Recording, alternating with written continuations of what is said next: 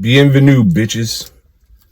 It's Humþlack, as always. Just doing shit, as always. So if you don't know, I've been working on a mixtape, which is actually my first studio mixtape, called Leo's Pride. And to be real with you, this has been quite the experience. Growth and all that other great shit. Feel me? It's been yeah. But we're so close to the release that I realized that so much has changed from the inset of this album. COVID did a lot of shit, you know, and long story short, we started working on this shit last year, July. Shit happened, shit got pushed back, but it was for the greater good. Cause as the rest of the world, you know, this was definitely an experience, yo. Like, to make it through this shit and the prospects of this shit going on again. Like, long story short, you know, you had to grow. You had to grow this year. And I'm pretty sure everybody grew. Whatever, I'm rambling. But like I said, I've been rapping for a very, very, very long time. Since St. Augustine's College. So I'll say about 07, 08, I've been rhyming. And I've always been pretty damn good with it. Not only do I put emphasis on lyricism, but I grew up with, you know what I'm saying, bars mattered. And not only that, being a fan of music, I realized that it's not just lyricism, it's actually impact and teaching and feeling and movement within words and music that makes, you know what I'm saying, great music. But what I didn't put emphasis on was sound quality, you feel me? I had a rudimentary ass setup, bro. It was literally just a mic. I didn't even have a popper, bro. I didn't have a mic guard, nothing. It was just a mic, a microphone, headphones, and fucking computer, bro. And I just went to work, bro.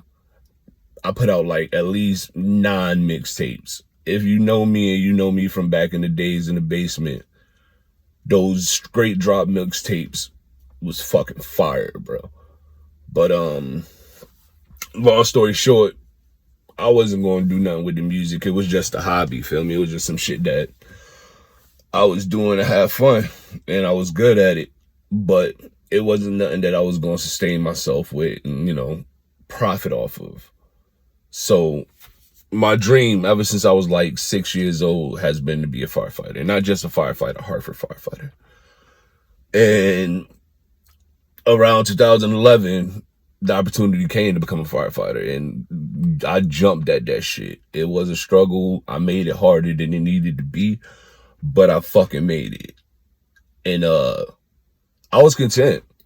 I found somebody that I love, fell in love with her, started having children. You feel me? I'm good right where I am. Like, I still do this, but I'm a family man, and I got a career, profession that I actually gotta, you know what I'm saying, focus on.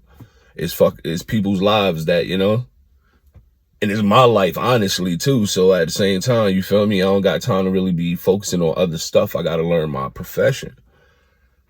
So long story short, maybe about 5 years, 6 years into the profession, my old lady, for either Christmas or Valentine's Day, I can't remember, but she bought me a Studio One setup with the official mic, the programming, and everything. And it's like, she goes, when I met you, this was your passion, and don't get me wrong, I understand how you feel about firefighting, but this is your love, and you should get back to it because you're actually good at it. And that re-sparked the fire, bro. Like, I start writing my motherfucking ass off again, and I start recording again, and I'm very I don't want to say I'm sensitive about it, because I feel like that's an overused trope. Like, oh, I'm an artist and I'm sensitive about my shit. We know that. That's obvious. But my whole thing is, everybody I've ever let listen to one of my old rhymes is, yo, this shit is fire, bro, but you should get into a studio. Yo, this shit is fire, bro, but this shit sounds like shit. Like, yeah, I get it, bro, but I'm not trying to make it. But I wonder what would happen if I had good sound quality. But that don't matter, because I'm doing this for the love. I'm having fun. I still got my career. My family is taken care of. So why even seriously consider this fucking rap shit? Like, you feel me?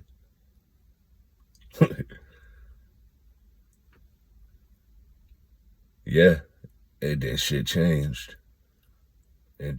So, I'm not, excuse me. Yeah, I did. So, sensitive about it, yes, but to the point where if you know me and I like you, I'm going to let you know I rhyme, but I'm not going to go out here and tell everybody I rhyme, because the next thing they're going to say is, oh, well, when are you going to make it? When's your show? When's this, that, and the third? It's like, if you tell a motherfucker that you're going to do something, then they expect you, like, every time to see you to be like, oh, you've done something to progress, and they want to keep tabs on your fucking progression and shit. And that shit is kind of annoying, and it sucks, because I always felt like you're letting other people set your milestones for you with that shit. Like, word, you ain't got no merchandise yet? Okay, so I guess I gotta get merchandise now. Word, you ain't got no what yet, man? My nigga such and such, that nigga bad. Yo, I'ma link you up with such and such. Well, one, such and such don't know me, so what's the power of your fucking word going to do? Long story short, it's best to just do it by my fucking self. And if I like you enough to let you know I do it, then that's cool. I was content with that. But there was a point in time where it's like, yo, a lot of niggas is making it, and this music is fucking different. Like, I'm not a fan. At that point, I'm not a fan of this music. It's not my flavor. I get it, but it's not for me. And the funny thing is, 50 Cent, the great philosopher Curtis Jackson, he goes, damn, Papa, turn that shit down, yeah.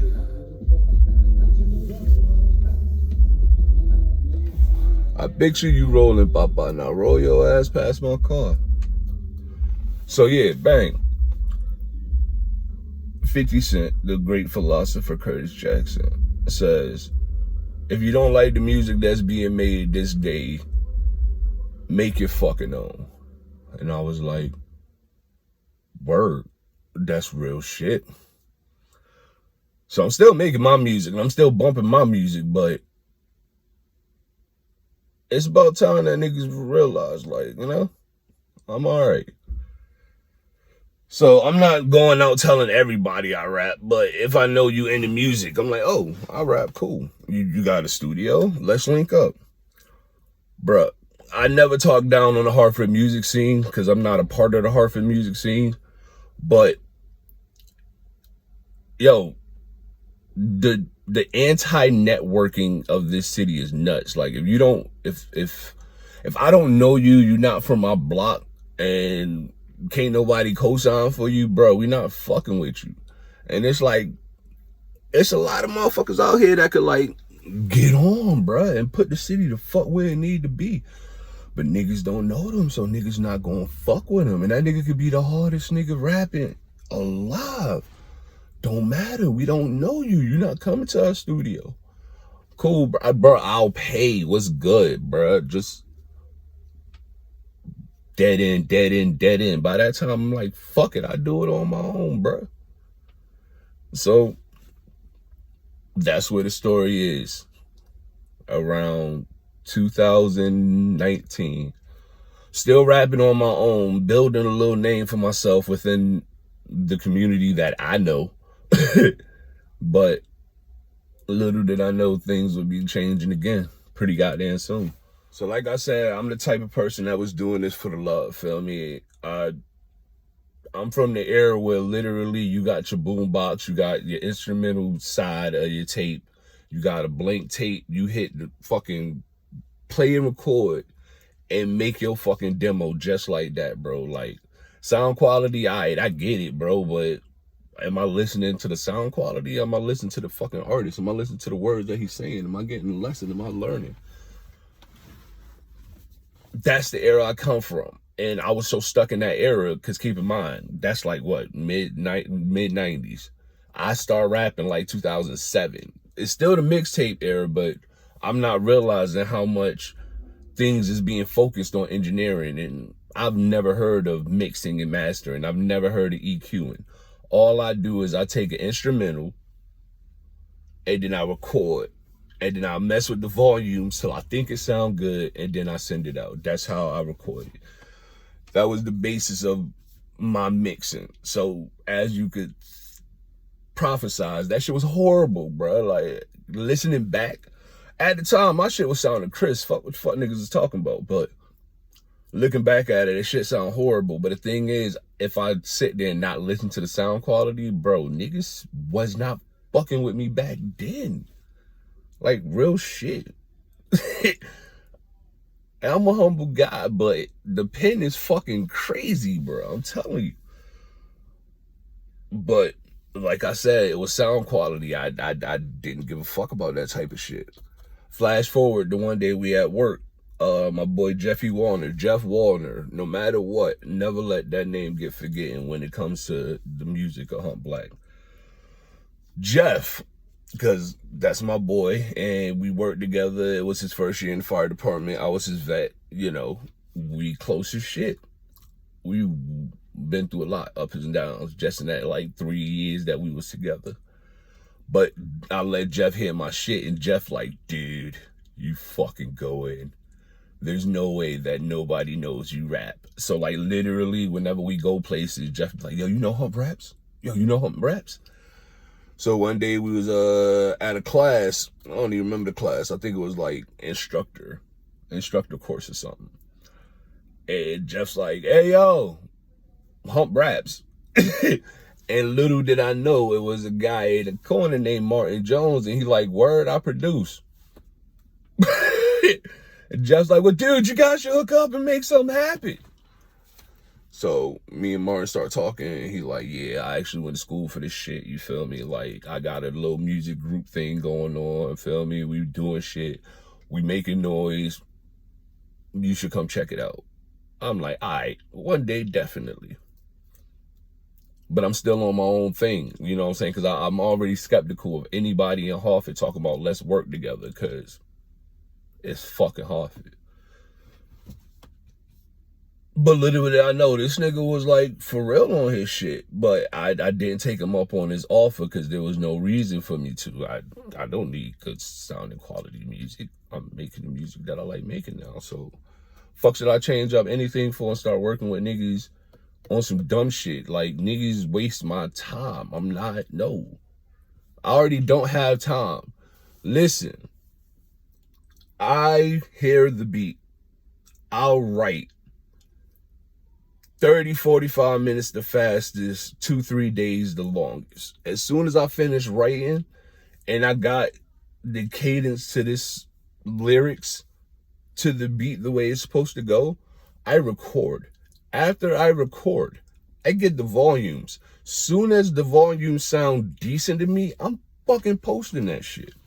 That's just the way I work, bro. Looking back at it, that's a foolish way to do it, but I was doing it, and that's the point. But then a fucking inbox, bro, a DM literally changed everything.